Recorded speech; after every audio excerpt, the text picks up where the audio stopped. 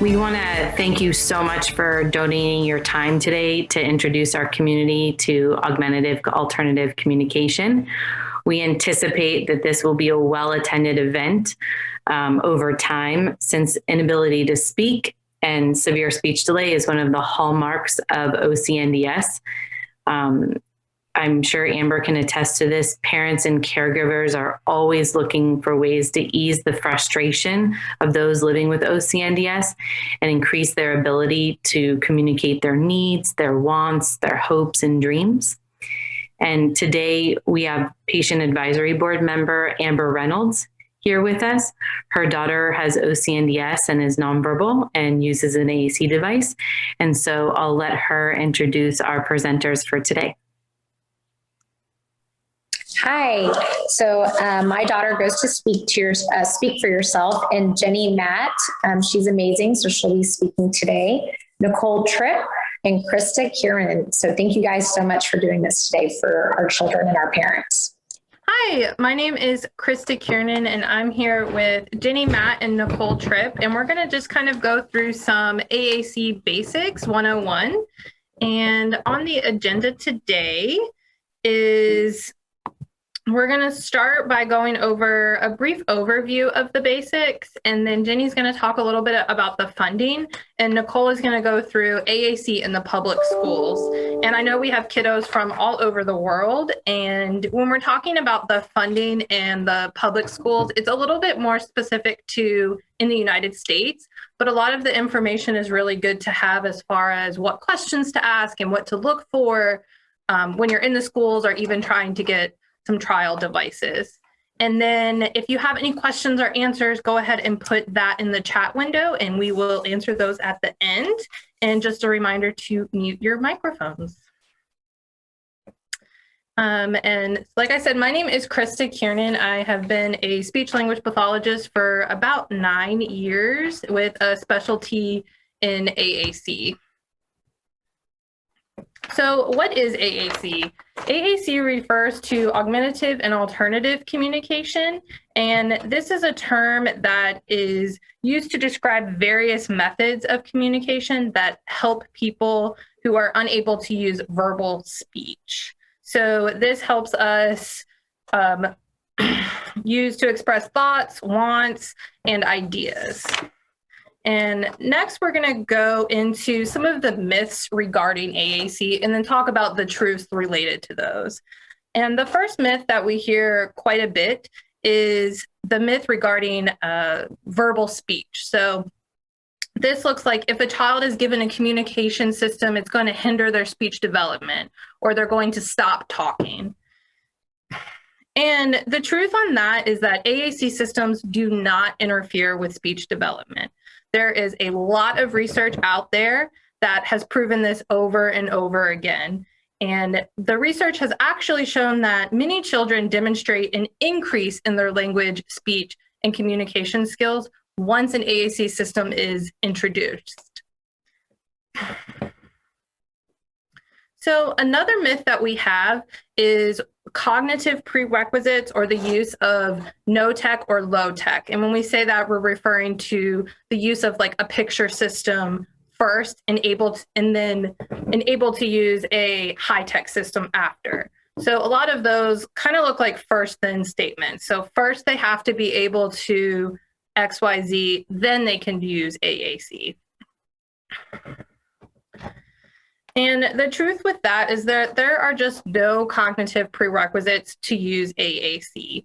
Even individuals with severe intellectual disabilities have utilized some form of AAC to assist in their communication skills.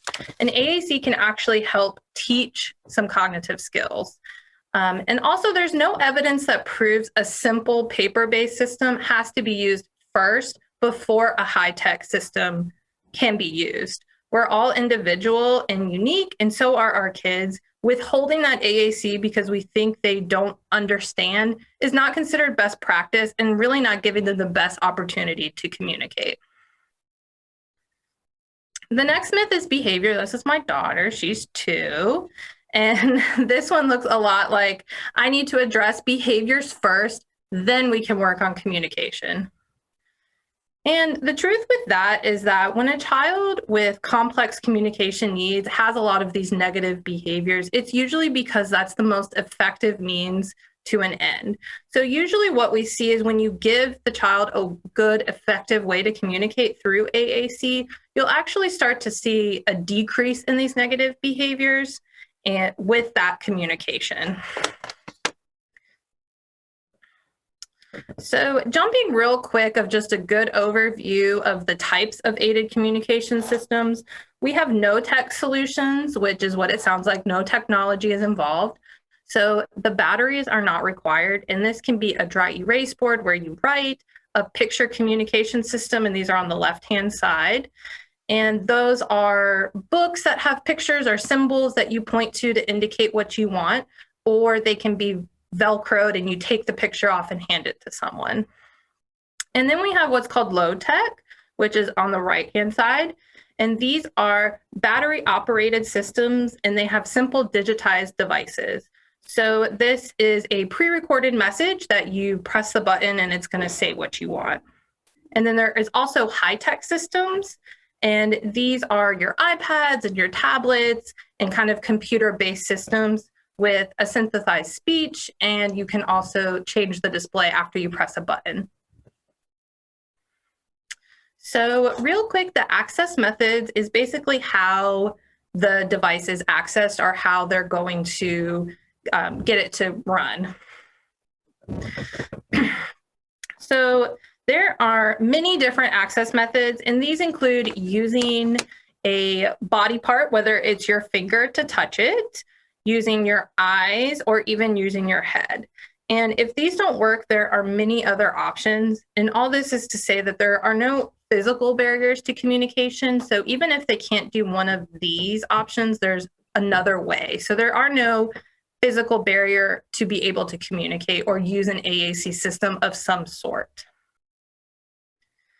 So that is just a very quick basic overview on AAC, and there's a lot more information out there, but that just to kind of give you a base of what it is. And we present all that to say that there's definitely a lot of options for kids with all kinds of differences, and don't give up on trying to give your kids some more communication options. It's out there, it just might take some work to get there and find what's best for your child.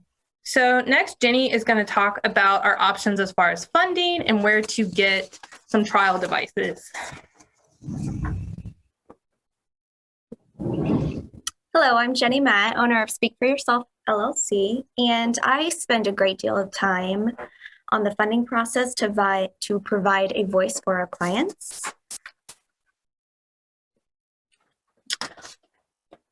Although augmentative and alternative communication is within the scope of practice of speech pathology, not all SLPs are equipped with the knowledge or experience of funding and implementing AAC.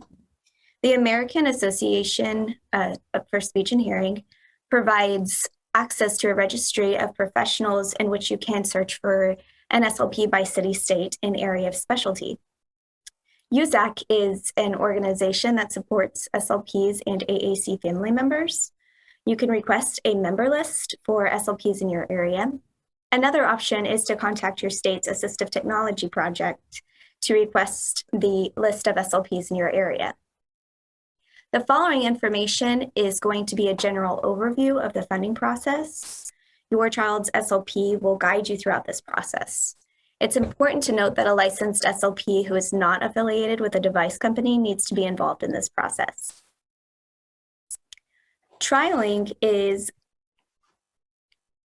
the most important part of the funding process. Time and time again, I have seen clients receive funding of a device that does not meet their communication needs simply because they were not given the opportunity to trial other options. There are various durable medical equipment companies who manufacture AAC devices, also known as speech generating devices, and a few examples include PRC Saltillo and Tobii Dynavox, which are the two largest manufacturers in the US. They manufacture devices of various size, weight, access methods, along with various options for language applications. The Quick Talker Freestyle by AbleNet is a great way to start the trial process, as this is an iPad-based trial device that is preloaded with various AAC language applications. It is highly recommended that you trial at least 3 different language applications before making a final decision. Once the trial period is completed and you and the SLP have made a decision about the language system for your child, which has demonstrated the most success with, it is you need to consider which device to get based on the weight, size, and durability. Finally, an AAC evaluation is written by your SLP and submitted to funding to the chosen durable medical equipment company. When it comes to funding, the 3 main avenues include private insurance, Medicaid, personal funding, and grant funding. If you have private insurance, you'll want to call your plan's member line to request coverage and benefits of the device before proceeding with the funding process to verify that it is in fact a covered benefit under your plan. For Medicaid, speech-generating devices are a covered benefit if the criterion of medical necessity is met. Medicaid requires a 3-month trial and only funds a device every 5 years. Personally funding a device should be considered if an AAC device is not a covered benefit for your insurance, or possibly if you have a high deductible or out-of-pocket expense that needs to be met before your insurance will cover the device. AAC devices are considered durable medical equipment and are priced as such, starting around $4,000. Personally funding an iPad plus the app can be more cost-effective, starting around $500. First, you would want to purchase a new or refurbished iPad, the recommended language application, and a protective case and carrying strap. AAC applications typically go on sale about twice a year, once in April for the Autism Acceptance Month, which is going on right now, and I've included a link so that you can go on there and see what's on sale, as well as in October for AAC Awareness Month. In regard to protective cases and straps, I have included a link to a blog that continues to be updated with recommended cases and straps for iPads. I've also included my personal recommendations. And finally, there are grant options. And there are several organizations that offer assistance for both the purchase of an AAC device as well as help funding therapy services. I've included the details as well. Finally, Nicole Tripp will present on AAC in the public schools. All right, everybody, I'm getting settled in. So my name is Nicole Tripp. I've worked as a speech pathologist for over 20 years. And for the majority of that time, I actually worked on an assistive technology team in public school.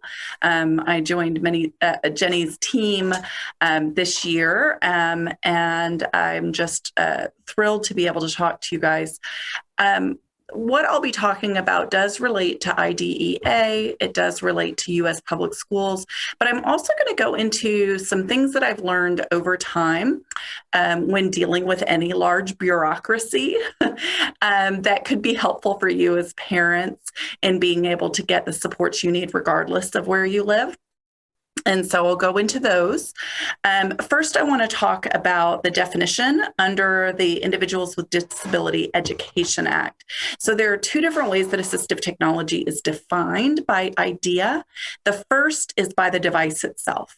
And it's very loose terminology, right? It says any device, any piece of equipment, whether you purchase it in a store, whether you've adapted it, whether you make something up that is used to increase, maintain, or improve functional capabilities of a child with a disability.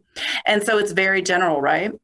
Augmentative communication, therefore, falls into the realm of assistive technology. So if you're in the United States and you're looking for augmentative communication through a school district for your child, the term is going to be assistive technology.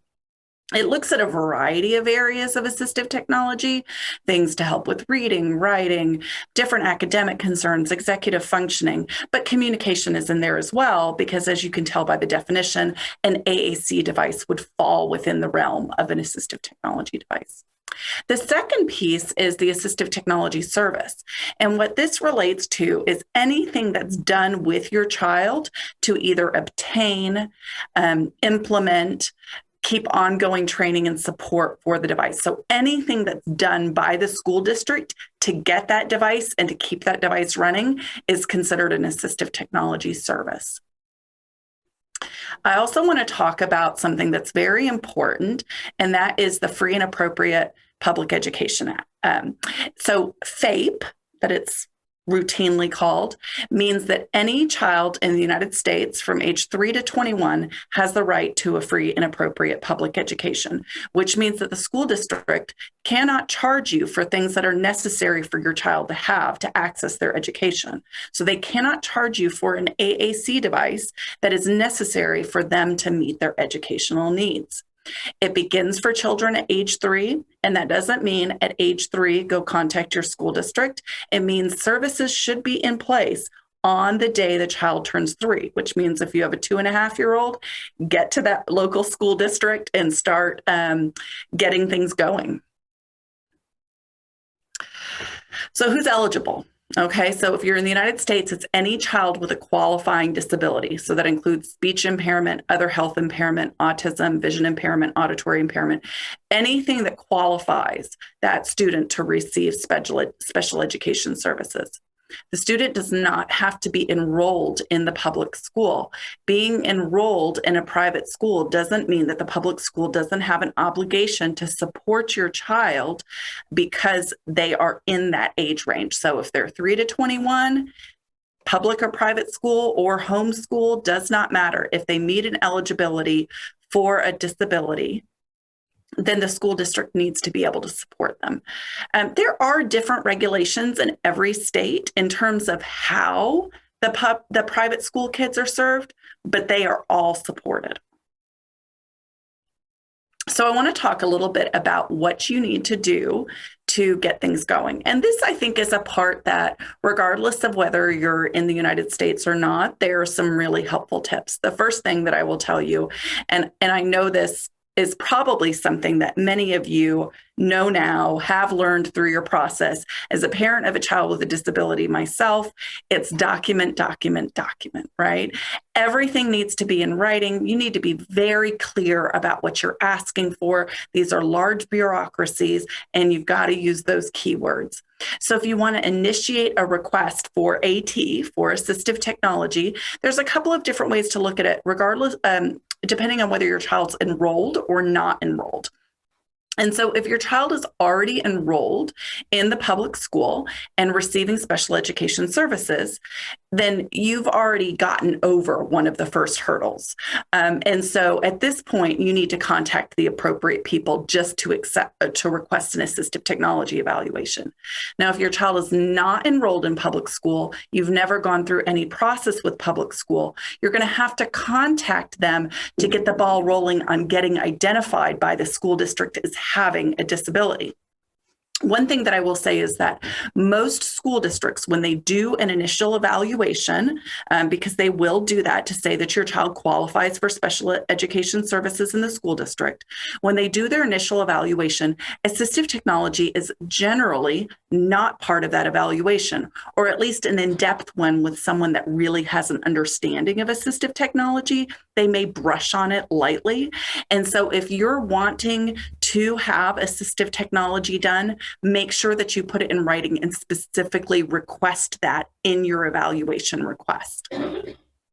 When I say document, I mean that you contact the district, whether it's you contact the school that you're zoned to, the main office, get an email, find out who you should talk to, go on their website, look at who's the director of special education, but make sure that you have an email and put all of this in writing, because you want to have a timeline that starts and a receipt that they've received that. Whether it's gross negligence or more than likely just someone dropping the ball, timelines aren't always met. And so when you ask for the evaluation, I would also ask for written guidelines. What does their process look like in their district for this evaluation? You have a right to receive those. You also want to ask what their timelines are in Texas. And there are general rules around timelines is they have to respond within 15 days of your request for an evaluation by either granting it and giving you consent to sign or by giving you a reason that they're not going to do it. And then from that point, they have 45 days to complete an evaluation. So going back to that point that I said about make sure AT is involved, you don't want to go through that 15 days and then that 45 days, and then they didn't do an AT eval, and that you have to go back now and say, okay, now I want AT. Make sure it gets done in that first one. So asking crucial questions, I think it's really important to ask them what AT looks like in their district. Hopefully their written guidelines will give you a good idea of that. But not all school districts have very defined written guidelines. Do they provide it in-house? Do they contract with another agency?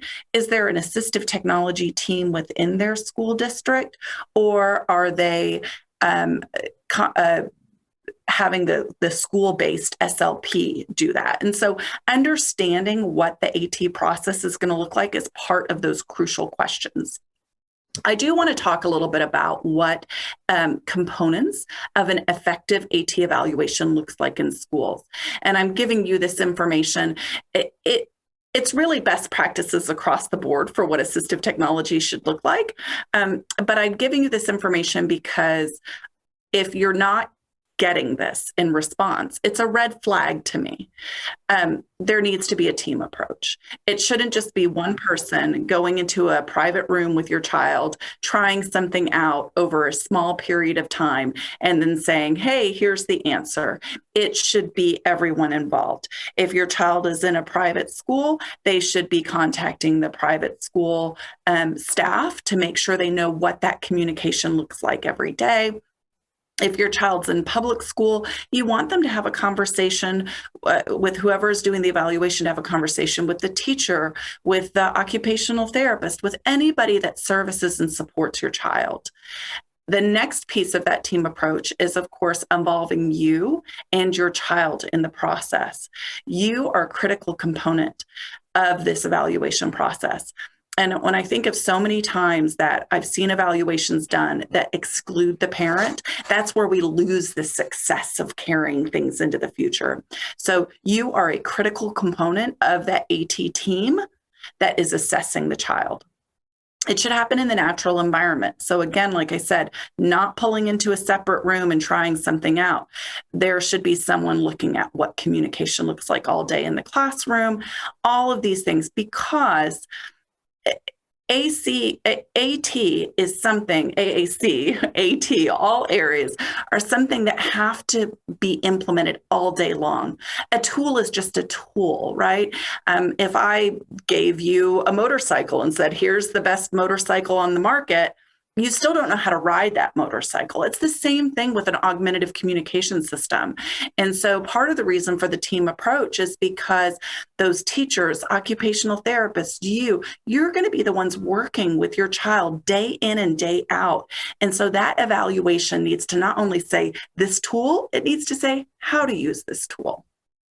There should be formal and informal measures. There should be ways to look at what the language skills are, what the device skills are, but there should also be observations that are going on. There are many assessments that are out on the market, tablet-based, paper-based, that can help decide what AAC system is best. Trial devices. So Jenny talked a little bit about that earlier. Same thing in schools. Trial devices should happen. Schools have access to trial devices, whether they have iPads with various apps, whether they contact the vendors, whether they go to their state tech act or there's regional resource centers. And some school districts even have within their own supplies additional tools. So they should be trialing tools with your child just like anything else. The SET framework is something that they may use. The SET framework was developed by Joy Zavala. It is a methodology for looking at assistive technology. And it's looking at the student, so the student measures, Then it's looking at the environment. That's what the E stands for.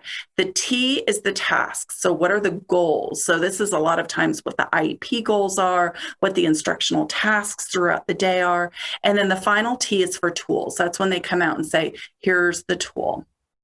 And then the final piece is, I would really encourage you to request that they develop an implementation plan. Who's going to be helping with the device? What's that going to look like? Who's going to make sure it's charged? Who's going to make sure it's in front of the student? What kind of prompts are going to be used? Any of that information is going to be really critical. And so all of this I'm telling you because those myths that we discussed earlier in the presentation that Krista went over are not just myths held sometimes by parents or by family members. They're also, unfortunately, myths that are held by some people in our fields, right? In the professional realm. And when it comes to insurance companies, when it comes to school districts, a lot of times the financial bottom line drives decision making. And so they might want to make a decision and say low tech because they don't want to have to fund a really expensive device. And so they need to do a thorough evaluation to make sure that that is all in it. One thing that I didn't talk about on this page, it was dangling over there, is IEEs. So under the process section, the IEEs. So IEE stands for Independent Educational Evaluation. So if the school district comes back, reviews the evaluation that they've done for your child, and you disagree with it, whether you disagree with the outcome or you think the process wasn't done thoroughly, whatever part that you don't agree with, you have the right to ask for an independent evaluation. That means that you get to choose someone not associated with the school district to evaluate your child, and the school district is responsible for paying for that. We actually do those in our office as well. I just got done doing one today. This is kind of your stopgap. So if you really feel like the school district hasn't followed these best practices and at the end of the day comes back with something that doesn't match, we see this a lot in private practice. We see kids that we have communication devices with. We try to send it to the school district and the school district says, no, we're using pictures and that's what we're going to use. And so this can be really helpful. So if you're already working with a speech pathologist with experience with AAC, they can do it. But any school district has an obligation not only to grant an IEE, but to assist you in finding providers to complete an IEE. So we have here a list of different references that we used for this presentation. I do want to remark that we used resources from USAC, the United States Society for Augmentative and Alternative Communication. USAC is actually a subgrouping of ISAC, which is the International Society for Augmentative and Alternative Communication. This is not just an organization for professionals, it's also an organization for users and family members. So this may be a good resource for you to talk to other people as they go through the process. I also want to talk about the NJC, which is the National Joint Committee for the Communicative Needs of Persons with Disabilities. There's a communication bill of rights on their website that it talks about the rights that your child deserves and is owed as a limited verbal, nonverbal communicator with complex needs. And some of the additional resources are just research studies. When we talked earlier about the myths that relate back to that, and some other websites that are really helpful for you to help you in this process.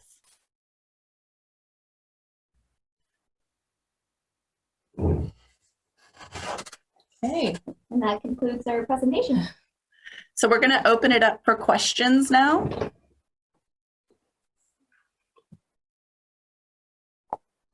And I don't see anything in the chat. So if anybody has any questions. All right, there's we had some that came through on our closed Facebook group. Okay. Before the webinar. And so one would be, what's the youngest age that somebody could be evaluated for an AAC device?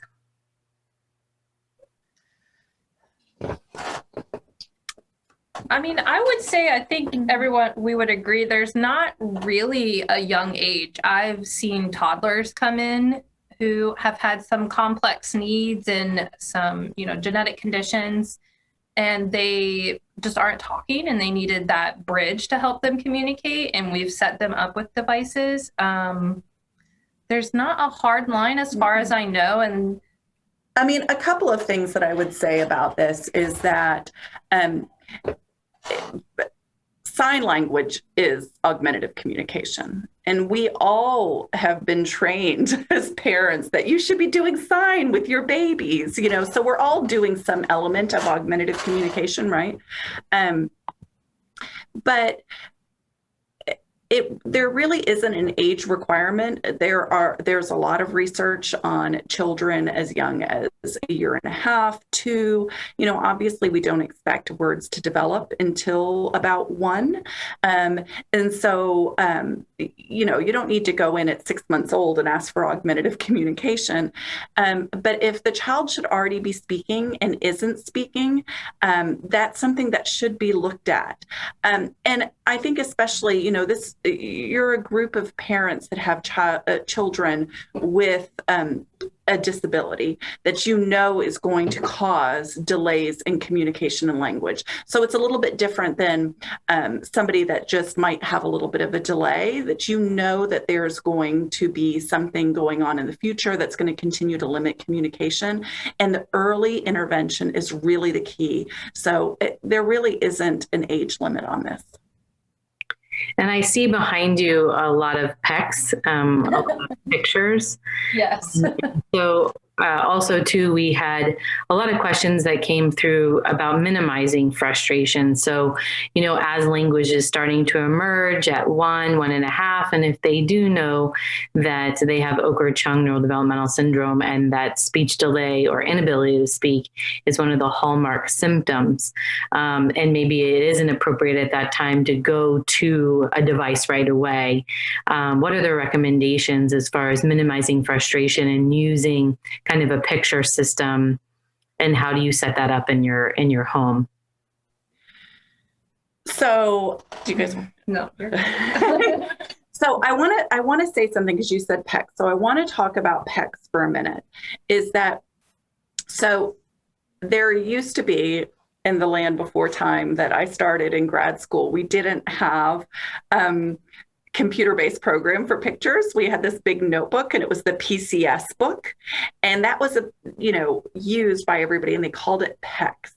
So PECs is a system of implementing picture symbols through a very systematic process. Picture symbols are separate, but sometimes people say PECs when they see picture symbols and aren't aware that PECs are not the thing, they're the method of the thing. So I just want to clarify on that. If you have somebody that says that they recommend PECs for your child, I would want to know how they're implementing PECs. There's a required training to become PECs certified as a professional. You have to go through a 2-day class. To go through the first level, and it requires 2 implementers. So sometimes a school or a private therapist may say, I'm going to use PECs, but they may not be using PECs. That being said, they don't have to use PECs. I mean, PECs is a methodology. It can be very successful with some kids, but I'm just bringing this all up in terms of clarifying the terminology. I think an important thing is honoring communication. If communication is appropriate and not a behavior such as throwing a tantrum and kicking things in and throwing a mess everywhere, that needs to be replaced. Whether it's replaced by sign language, an appropriate gesture, a word, a picture symbol, or an augmentative communication system, it's all about replacing the inappropriate thing. But you don't have to start with picture symbols first. In fact, some kids don't work well with picture symbols. We have some kids that put every little piece of paper in their mouth. Unless you want to be digging little pictures out of your child's mouth all day long, it may not be appropriate to use a picture symbol. And so that's really where I would say if you've got limited verbal expression, if there are behaviors coming out, that's really when you need to get a speech pathologist involved and really define what's the best system for that child to use. In terms of using things at home, though, if you've got to wait to get into a speech pathologist, have pictures available, honor communication attempts, model all day long. When the tantrum comes out and you know what it means, say, oh, you want a cookie, and show them something that represents the cookie, whether it's a sign, an object, a picture, anything along those lines. And I just want to go back real quick to the myth that you have to use pictures first and then you can use a high tech. And the truth is that is just not the case. And I have heard that from so many behavior therapists and teachers. And again, just reminder that the research doesn't show that you have to be able to point to a little picture first in order to do the high tech. And it doesn't mean you should just jump right to high tech, which again is where the speech language pathologist will come in. And sometimes pictures are helpful for, you just don't have access to a device right away. You can kind of get started on just replacing that behavior with a picture. Another thing to add is frustration can be both from the child as well as the parents and the ones facilitating communication around them.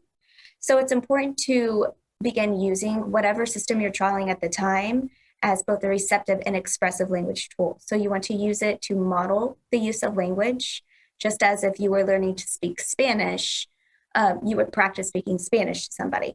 The same thing is when we're talking to babies when they're first born, we speak to them not expecting them to speak back to us, but they are taking in all of this language and processing it. It's the same thing when it comes to individuals using AAC devices. We want to model the use of the device while we're talking to them in order for them to see that this device can be used for functional communication. And so that way as well, it's a huge learning curve for both parents, SLPs, anybody involved in the child's life, that it will help overcome some of the frustration across the board.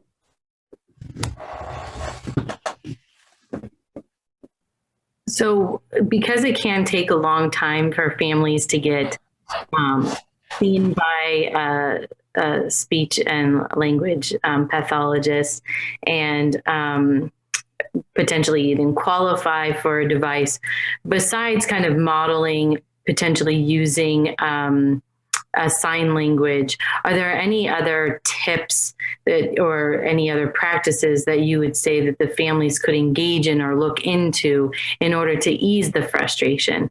So whether that be creating schedules so they were having an easier time with transitions, is it kind of creating not a PEC system but a kind of picture system? Is it that one that they can't put in their mouth, but maybe that is on a laminated large sheet?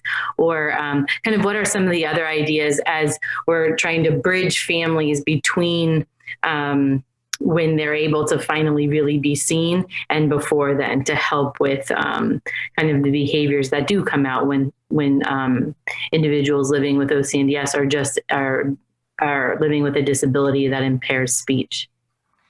So definitely behavioral frustrations are a huge thing, right? And so when you're not able to anticipate or control what happens throughout your world, you throw a fit. I mean, we do as adults, right? I mean, we've seen that over the year of COVID. We can't predict, we don't know what's going on, and we haven't coped with it. And so our kids that have limited communication skills, they have limited control over their day. From the first thing they get up in the morning, someone else is controlling it. They don't have a way to alter it. And not having an effective communication system, you're going to revert to behavior. The behavior is going to come out because the behavior is the most effective way. And so having additional visual supports, not just a communication system, is really helpful. Having something that maps out, this is what's going to happen in our day. And so there are a couple of different types of schedules. You can have a full visual schedule, and that can be a schedule that shows we get up in the morning, and then we have breakfast, and then we have this, and each item of the day. You can also have task analysis schedules. So this could be if there's a task that's really hard to do, like say bath time is hard, right? Like, and maybe bath time is hard because of this one component. You can have something that says, okay, first we run the water, and then we get in the bathtub, and then after that we get out of the bathtub and we dry off. And so there's an anticipation. And then you can have a really simple first then schedule. So this can be for task completion if there's something that they don't like to do. So you could say, first you do this task and then you get this. So this can be customized for the child. This one is just a generic picture of break.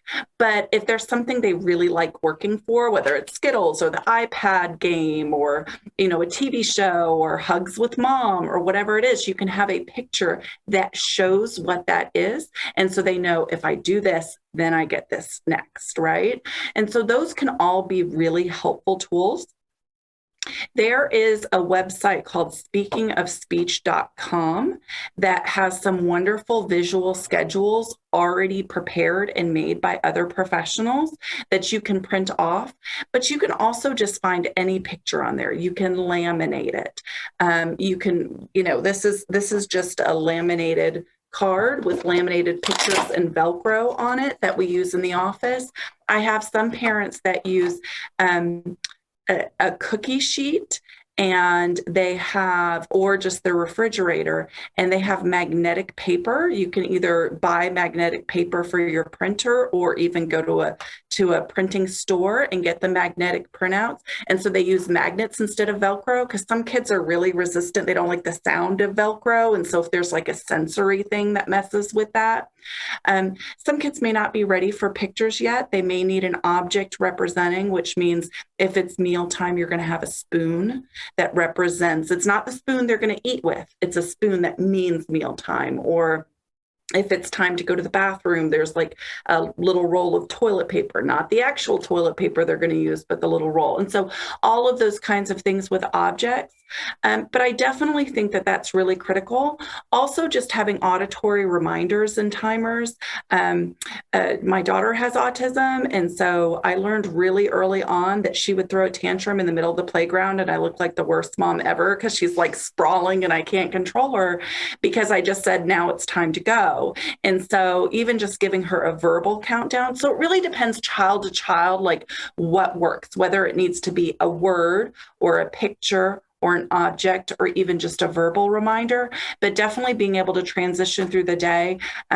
Communication often comes out of frustration with that, or behaviors come out of the frustration of not being able to communicate that. Are there any apps that you like on the phone that kind of do on the fly kind of scheduling that you can customize and make in a pinch or even every day? Jenny's pulling some up. I was just going to say there are several apps that make it really easy. They're very basic. Some are free. Some might be a couple dollars, but she'll pull up a couple. We use ChoiceWorks. I think that's actually the one that I was going to suggest. There's also Visual Scheduler, and even the timer on an iPad, has like a visual cue to it. So even if you don't have the app right there, you can start with the visual timer. But some things that you as a parent would want to search for would be visual schedule is what it's called, having that schedule of we're doing this and then this and then this. And then a countdown clock sometimes is what it's called. There's a free app. It has a little ads, but it gives a really cool, like you can see the picture as the clock goes. There's actually a great organization here in Houston called Bridging Apps, and they have a website. It's a group, it was developed by a group of parents working in the Easter Seals group here, and they have a huge clearinghouse on their website that you can search for apps by age level, by need. So they have cognitive apps, and they have timing and scheduling apps, and all of those things. And so there are some clearinghouses of information about those different things out there, but I really like the time timer. There's a First Then app that's really good. And those are both, I think, really helpful to get started with. And you mentioned earlier about how kind of their days are really not filled with choices in many ways. And so how do you recommend kind of building in choice, even if it's for the smallest of things? Do you want to wear a red shirt or a green shirt, or you want to take the stairs or the elevator? How do you recommend doing that when you do have kind of a speech and impairment or disability? So one thing I've seen with some other patients I've had who are nonverbal and maybe their device isn't working or whatever, mom will hold up two hands. Do you want to do green shirt and red shirt? And look, touch, high five. Oh, you're telling me the green shirt. Good, telling me green shirt. And just reinforcing that choice that they're making. And that's just a really simple hand way. Sometimes even when you have a device and you're out and you just need mom needs a quick answer, like, do you feel sick or do you feel fine? And they'll just hit the hand. I mean, that's just a very, very simple, basic way to give those two choices, and then always reinforcing, oh, you told me X, Y, Z. And build them into things that are manageable for your schedule. As parents, we're busy people. And there are some things that you're not going to be able to build a choice into. There are some things that are non-negotiable. So try to look at any moment in your day that things really are negotiable and find a way to build choices and offer those choices. Yeah.